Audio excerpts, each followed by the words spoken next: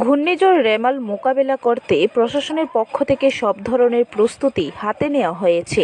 রবিবার মহাকরণে রাজস্ব দপ্তরের পক্ষ থেকে মহাকরণে সাংবাদিক সম্মেলন করে এই বিষয়ে বিস্তারিত জানানো হয়। এমবিবি বিমানবন্দরস্থিত আবহাওয়া দপ্তরের অধিকর্তা পার্থ রায় জানান, রবিবার মধ্যরাতে বাংলাদেশ ও পশ্চিমবঙ্গে আছড়ে পড়তে পারে।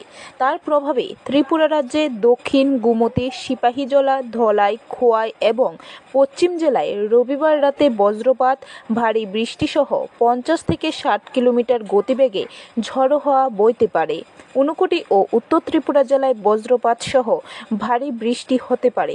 সোমবার প্রতিটি জেলায় বৃষ্টি হতে পারে, তবে গোমতী ও সিপাহীজলা জেলায় ভারী বৃষ্টি হতে পারে। একই সাথে 50 থেকে 60 কিলোমিটার গতিবেগে ঝড়ো হাওয়া বইতে পারে। তাই এই দুইটি জেলায় লাল সতর্কতা জারি করা হয়েছে। डिस्ट्रिक्ट एंड 2 डिस्ट्रिक्ट पे नॉर्थ एंड उनाकोटी पे ऑरेंज अलर्ट, ठीक है। एंड इसके अलावा फिर 28 को सारे डिस्ट्रिक्ट पे ऑरेंज अलर्ट ही है एंड 29 को ऑरेंज एंड येलो अलर्ट आ जाएगा, वो हम और आपको अपडेट करेंगे।